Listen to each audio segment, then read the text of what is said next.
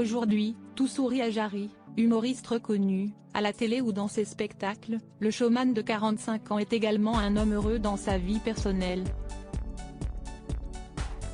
En couple avec un compagnon ultra discret, il est papa d'adorables jumeaux à qui il adore faire raconter des bêtises sur son compte Instagram, sans jamais montrer leur visage.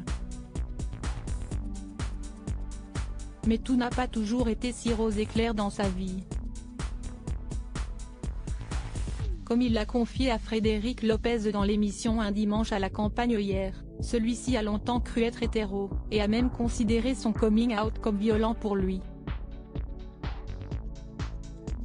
À l'époque, je suis avec des femmes, j'ai 23, 24 ans. Je ne me suis jamais posé la question de ma sexualité. Je me rends bien compte que je ne vis pas ce que vivent mes potes, parce que moi quand je leur raconte mes rapports sexuels avec des femmes, pour moi si esti de la technique, eux à chaque fois ils me parlent de moments incroyables, moi je ne me trouve pas super à la hauteur, commence-t-il, très honnête sur cette partie de sa vie. Il se rend cependant compte que tout le monde a compris la situation avant lui. Beaucoup de gens me disent, à chaque fois qu'ils me rencontrent, « Mais toi, tu es gay ?» Et moi je réponds, « Mais pas du tout. » Jusqu'au jour où je rencontre un garçon et j'ai ma première expérience.